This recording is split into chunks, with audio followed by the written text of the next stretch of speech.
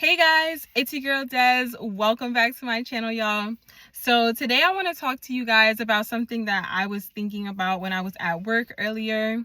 So if you guys follow me on Instagram, then you would know that I participated in a Spartan race this weekend. It was a 5K obstacle course race that consisted of many different challenges, incline run, all that stuff like that, right? This is my second time doing this type of obstacle course race. And what I really wanted to talk to you guys about today is consistency and the illusions that are kind of placed on consistency in our lives. So for me, for example, right, when I was younger, let's say around 2017, 2018, I started my fitness journey then. I really was super intentional about it.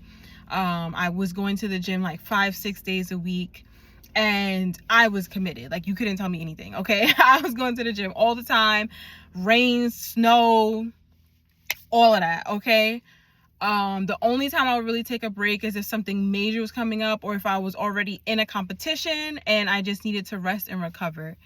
And I took a lot of pride in that. And I took a lot of pride in the fact that I was super consistent and super diligent, and that I would go to the gym 5 days a week, because that, I feel like in all reality, I feel like that's what people tell us. If you're going to do something, you have to do it every day. If you're going to work out, you have to do it 4 or 5 times a week. You have to do this. And that is the metric of our consistency, right? Now, fast forward, life changes, right? When I was living in 2017, 2018, I was a single woman living at home with her parents, okay? So I had no real responsibilities at all, other than just myself. But fast forward, God blessed me with a husband, and we're living, together on our own, our beautiful apartment in expensive behind California, okay? And things gotta be paid, responsibilities are here, and partnership and support is super important at this time. So, our schedules have to adjust, and I wasn't okay with that. It used to bother me so much that I would be so tired after work, to go to the gym all the time. So instead of going to the gym 5-6 days a week like I used to in the past, I would go to the gym 3, 4, 5 times a week. And yeah, and it just really, really bothered me. So like I said before, I did a Spartan race in the past, and then this weekend I did a Spartan race. Preparing for that Spartan race, I would go to the gym. I would take CrossFit classes, and I would, try to work out with others in a really intense setting. And I remember going into the CrossFit classes, I didn't really know what to expect of myself. I didn't really know how good I would do or how good I would perform, but I would be doing really good, okay? And I'm just gonna say that I would do really, really good at the CrossFit classes, okay? I was not the best performer in the classes. I wasn't the top of the leaderboard, but compared to most of the people in my class, let's say there was a class of 10 people, I was probably top three every class, okay? Top 3 every class. And it would surprise me.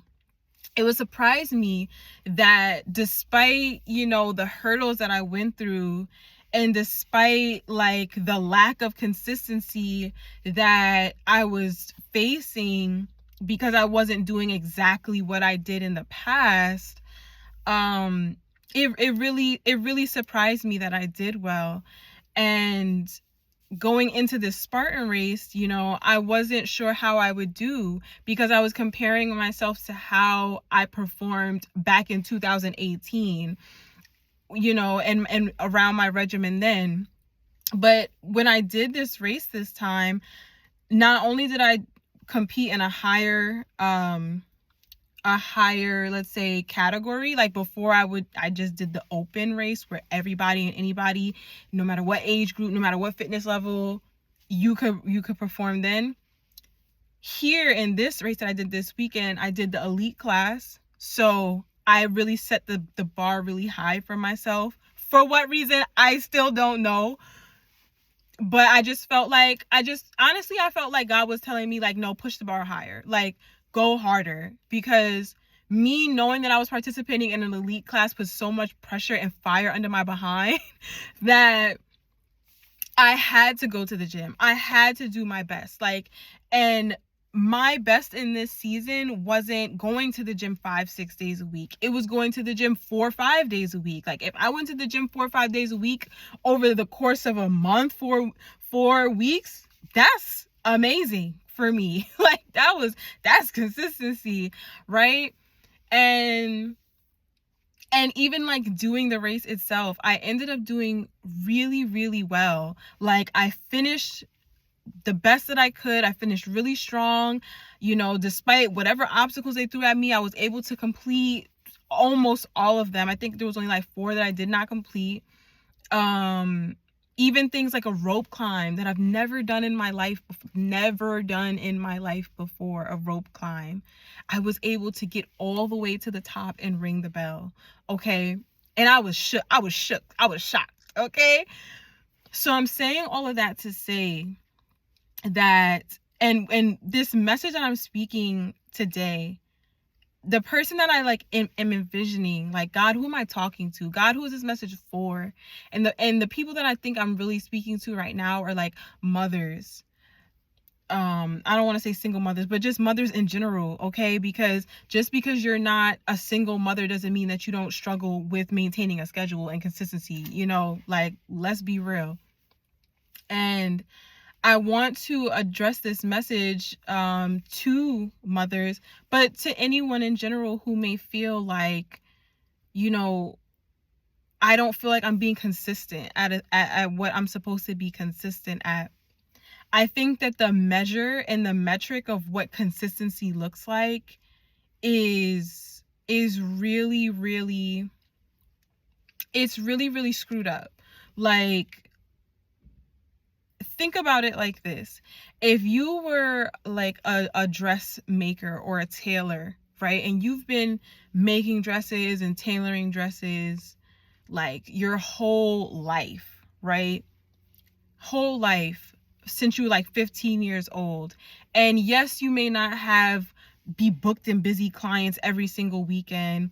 And yes, you may not, like, you know, have jobs back to back to back. But that lifetime of doing something over and over and over again, and in different seasons and in different situations and in different scenarios, as fashion comes and as fashion goes, you're able to, and you're still able to keep going with all those ebbs and flows. I would dare to say that seamstress who does not have clients every day, is not booked and busy every single weekend, but has worked at something over a lifetime, is more consistent than some young girl who is just starting out in fashion, and, you know, she has a line of clients out the door, but she only does it for like 5 years, and then after that she moves on to something else. Like, her skill level is not going to be the same. The amount of different like dresses and variety of styles that she may have worked on is not going to be the same.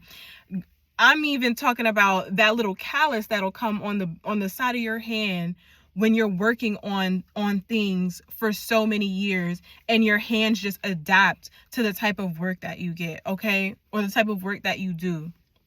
So I want to encourage people who may feel like, I can't do the same things that I used to do. Like, I can't keep the same schedule that I had in the past when I was younger, or, you know, everybody's telling me that I'm supposed to post on YouTube every single day, or I'm supposed to post on Instagram every single day. But let me tell you something.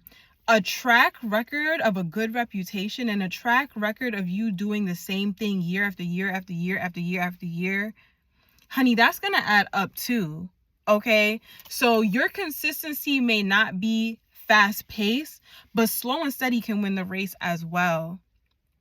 And who I'm talking to right now are people who are in it for the long run. Like, this is not going to be a message for people who are trying to get rich quick.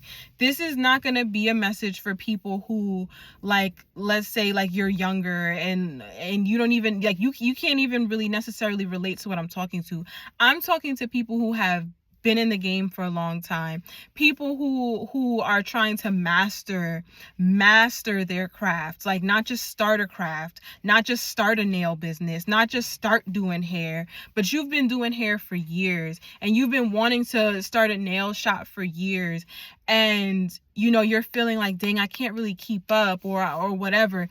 Honey, you might have to adapt, and you may have to take a couple courses, and you may have to take an accelerated course once or twice or something like that. You're gonna have to do what you gotta do, but don't knock the work that you did in the past, okay?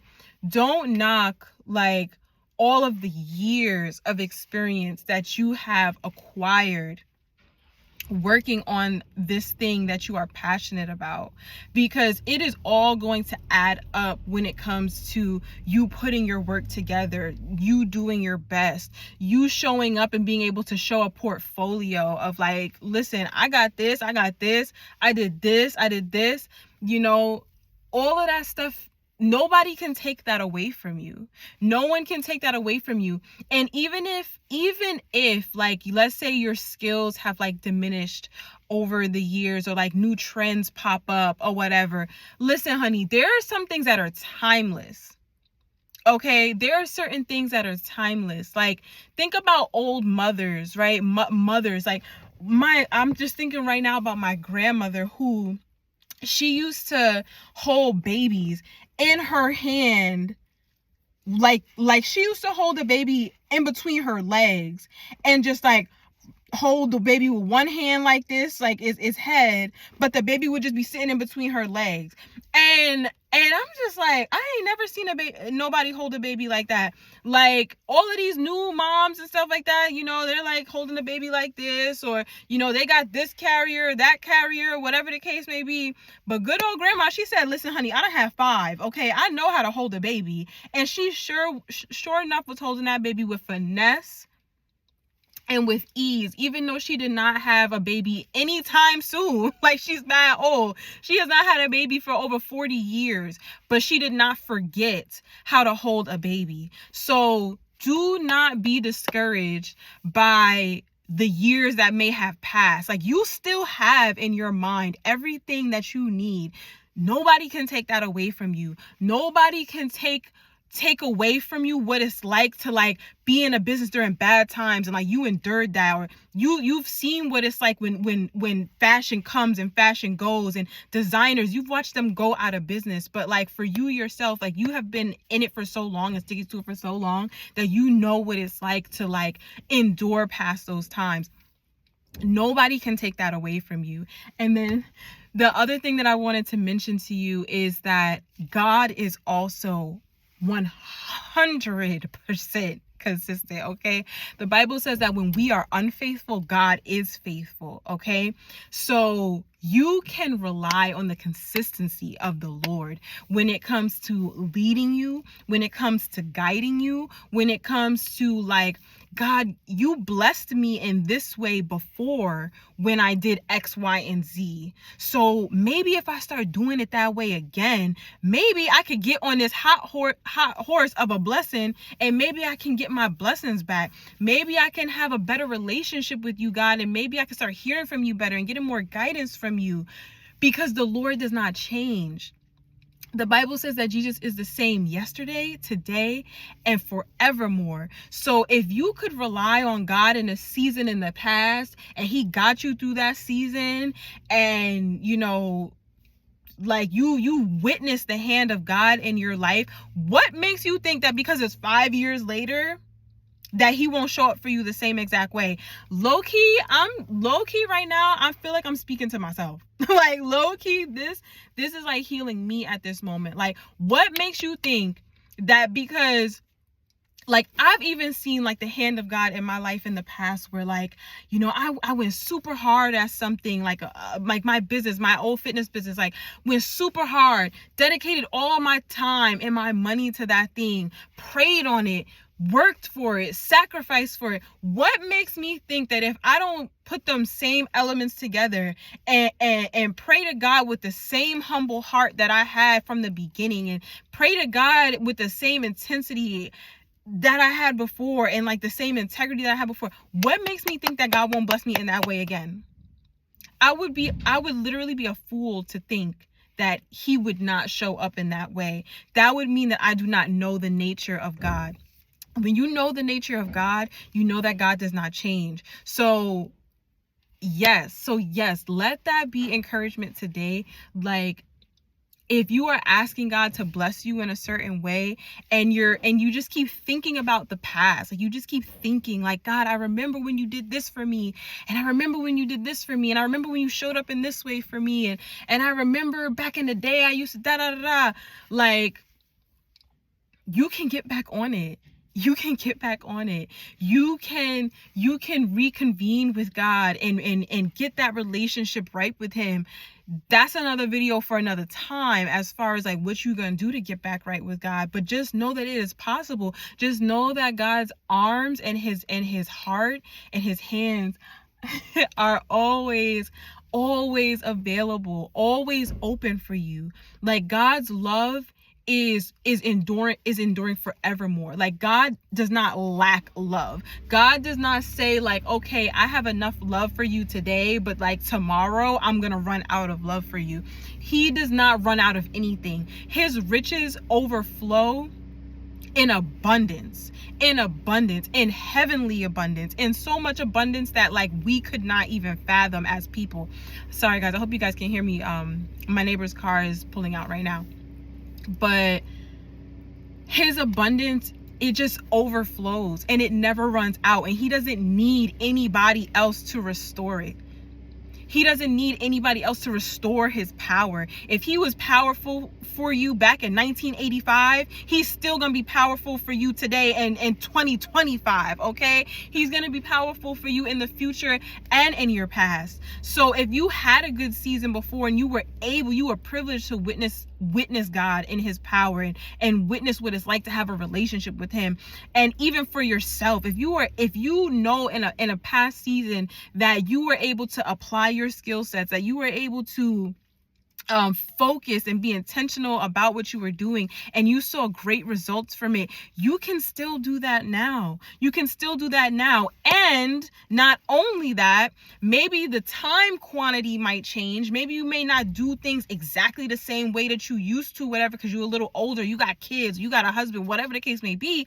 It might look a little different in terms of the routine, but you know what you know inside of your mind about that thing because of the past experiences that you have. So take that as a part of your consistency journey, okay?